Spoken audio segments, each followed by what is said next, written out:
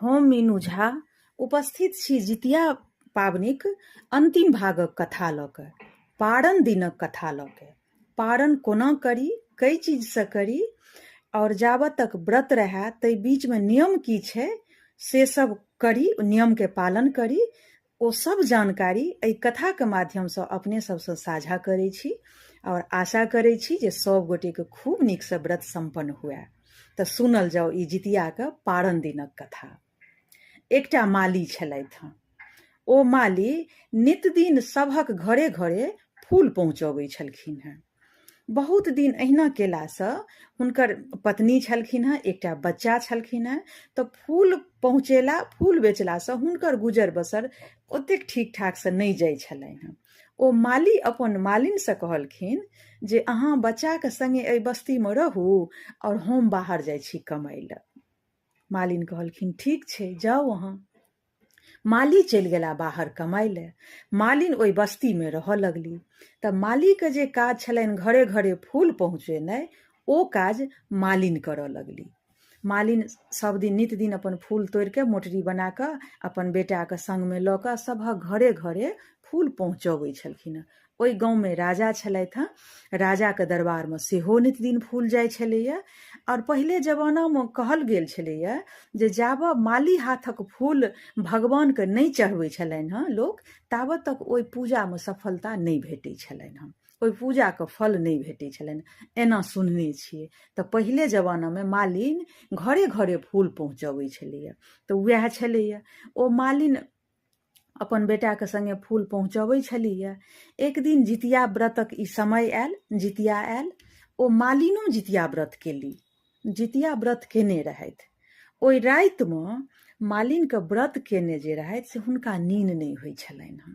ओ सोचै छलखिन हँ जे काल्हि खन कोना हम उठबै, कोना भोर असगरे छलिए, कोना भोरमे हम पारणके ओरियान करबै, कोना हम भानस भात करबै, ई जे हम व्रत केने छी जितिया व्रत से, और कोना फेर फूल तोड़िकऽ आनिकऽ आ सभक घरे घरे हमर जे छथिन फूल जिनका जिनका दै छियनि केना हम पहुँचेबनि। राजाके अनका नहियो कतहु देबनि तऽ ठीक छै, लेकिन राजाके दरबारमे केना नहि जेतै फूल। तऽ ई सब हुनका मोनमे चलै छलनि, हुनका दिमागमे ई बात सब, जाहिके वजहसँ हुनका एक तऽ व्रत केने आ इहो सब दिमागमे चलनि, तऽ हुनका नींद नहि होइ छलनि ओहि रातिमे। ओ की केलथि, जहन निशा भाग राति भेलै तऽ ओ उठि कऽ सोचलथि जे भोरमे जे पारण करब ने आ खायब जे, ताबत तकके लेल भानस भात एखने कऽ कऽ राखि लै छी, जे एतेक जे भेल रहत ने तऽ कहुनाके जाकऽ फूल तोड़ि कऽ आ जाकऽ राजाके दऽ अबनि, कमसँ कम राजोके दरबारमे फूल पहुँचा देबनि।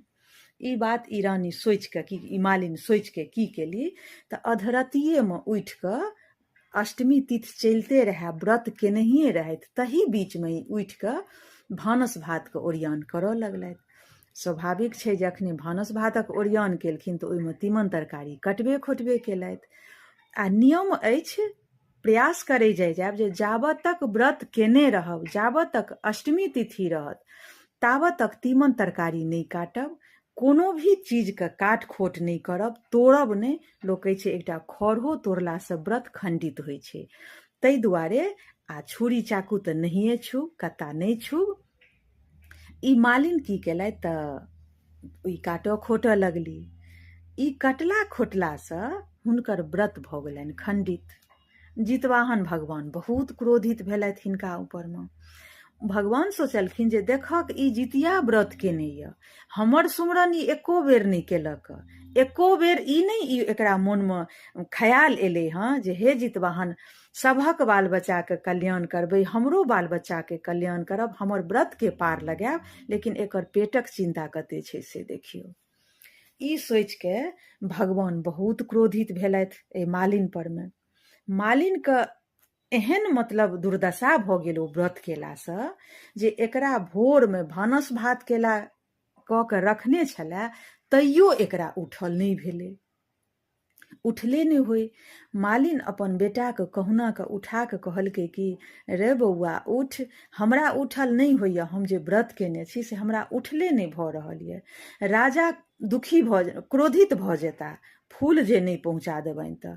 तू एकटा काज करऽ, बगीचामे चलि जा, फूल तोड़ि कऽ आओर कतहु नहि दिहक, कमसँ कम राजाके दरबारमे फूल पहुँचा दहक ग। बड़ बढ़िआँ मालिनके बात सुनलासँ बेटा हुनकर उठल, गेल बगीचा फूल तोड़ै लए। ताबत भोर भेल, भोर भऽ गेल, पारणके बेर भेल। ई मालिन उठली, जे जेना जे पारणके होइ छै बाँकी सब किछु ओहिना केलथि, लेकिन ई बसिया खेनाइ लऽ कऽ ई भोगो लगेलथि और पारण कऽ कऽ अपनो ओ वएह बसिया खेनाइ खाइ लए बैसलथि।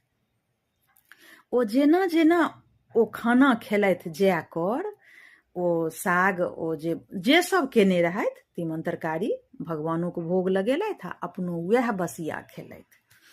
जितवाहन भगवान बहुत दुखी भेलथि, बहुत क्रोधित भेलथि। एकरा जाचना दैके लेल ई की केलथि भगवान, अजगरके रूप धारण कऽ कऽ ओहि बगीचामे चल गेला जतऽ हुनकर बच्चा फूल तोड़ै छलनि हँ, ओहि मालिनके बच्चा। ई मालिन जेना जेना ओ खाना खाए जाय कर, जेना जेना ओ गिरै खाना, तहिना तहिना अजगर साँप ओहि मालीके बेटाके गिरने गेलै। जहन एकर पेट भरि गेलै ओहि बसिया खेनाइसँ, तहिना ओ अजगर अपना पेटमे कऽ ओहि बच्चाके समाय लेलक। ओहि बगीचामे जे और बच्चा सब खेलाइ धुपाइ छलै हँ, एहि मालीके बच्चा संगे जे बच्चा सब गेल छलै, ओ जे देखलकै ओ दृश्य, एहि मालिन के बच्चा के अजगर साँप गिरने जा रहल छै, ओ दौड़ल एलै मालिन के कहै लए जे ए मालिन, अहाँ बच्चा के तऽ अजगर साँप ओहि बगीचामे फुलबाड़ीमे गिर लेलक। मालिन बहुत दुखी भेली, कानऽ लगली, एतऽसँ कनिते गेली बगीचामे, छाती पीट पीट कऽ कानऽ लगलथि और जितवाहन भगवानके सुमरन करऽ लगलथि जे हे भगवान, हम तऽ जितिया व्रत केने छलहुँ हँ, एखन तऽ एको घंटा नहि भेल हमरा पारण केला, तऽ ओ हमरासँ एहन कोन गलती भेल, कोन एहन गुनाह भेलै, कोन एहन अथी भेल जे हमर बच्चाके अहाँ गिर गेलहुँ। हमर बच्चा ई जितिया व्रत तऽ अपना संतानके लेल माय करै छै, ओकर दीर्घायुके लेल हर माय करै छै, हर बच्चाके लेल। आ हमरासँ कोन एहन गलती भेलै जे हमरा बच्चाके आइएके दिन अहाँ गिर गेलहुँ, हमर बच्चा हमरासँ बिछुड़ि गेल, हमर बच्चा हमरासँ कात भऽ गेल, से की भेलै हमरासँ एहन गलती, हम तऽ नहि बुझै छी, हम तऽ अपना जनैत खूब नियम निष्ठासँ व्रत केलहुँ।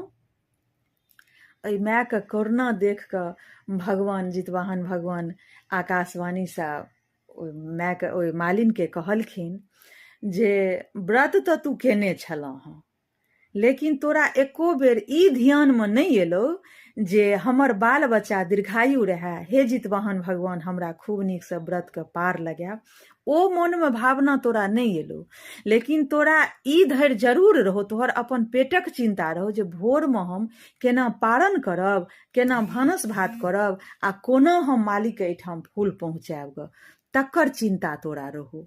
तोरा ई चिन्ता कहाँ रहौ जे हमरा व्रत पार कोना लागत। तकरे फल ई छियौ जे तोरा मन चंगा रहौ, तोरा खाली पेट पर में ध्यान रहौ, ओकरे फल छियौ जे तोहर बच्चा आइ तोरासँ बिछुड़ि गेलौ, जे बच्चाके लेल तू ई व्रत केलऽ हँ। बड़ बढ़िआँ। मालिनके बहुत दुखी भेलै, तहन मालिनके ध्यान एलै जे ई बात तऽ सत्य छियै, हम तऽ अपन पेटेके ओरियानमे लागल रहियै, रातिमे बसिया सहीमे खेलियै। भगवान कहलखिन तू व्रत कऽ कऽ बसिया खाना खेलऽ, तू बसिया हमरो भोग लगेलऽ, तू बसिये लऽ कऽ पारण केलऽ, तकरे फल छियौ ई। आब तोरा एतेक आसानीसँ हम माफ नहि करबौ। फेर ओ मालिन कहलखिन जे किछु ने किछु तऽ एकर उपाय हेतै, जे अहाँ हमरा कहू, हम आगू नियमपूर्वकसँ फेरसँ व्रत करब। भगवान कहलखिन जे 1 साल तू अपना बच्चासँ अलग रह, अगिला साल फेर जहन जितिया कर्म खूब नियम निष्ठासँ कर्म, जाबत तक अष्टमी तिथि रहतै, जाबत तक व्रत केने रहम, ताबत तक तू कोनो चीजके काट खोट नहि करम, छुरी चक्कू नहीं चलेम, साग सब्जी नहीं कटम, जहाँ तक कि खर तक नहीं तू तोड़ब। आ व्रत पूरा भेलाके बादे तू कोनो चीजके कटिहँ खोटिहँ, हर चीज टटका बनबिहँ, भानस भात पवित्र पूर्वकसँ एकदम टटका टटका बनाकऽ भगवानोके भोग लगबिहँ, अपनो पारण करिहँ, खीरा औंकरायलवला औंकरी सागमे दऽ कऽ भूजि कऽ ओ खइहँ, भोग लगबिहँ, ओ खइहँ, तकर बादे तोहर बच्चा, आ साग बनेबे टा करिहँ, तकर बादे तोहर बच्चा तोरा वापस भेटतौ। तहिना भेल। फेर अबैवला सालमे जितिया केलक, खूब नियम निष्ठासँ व्रत केलक।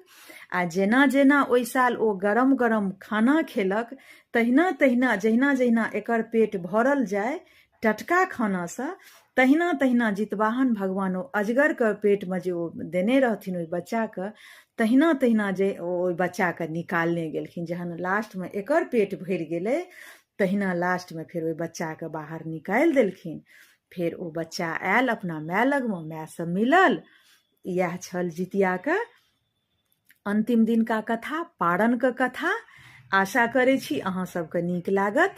धन्यवाद। सभक बाल बच्चाके भगवान दीर्घायु रखैत, सभक मनोकामना पूर्ण हुए, तकर मंगल कामनाके संग धन्यवाद। जय मिथिला, जय मैथिली।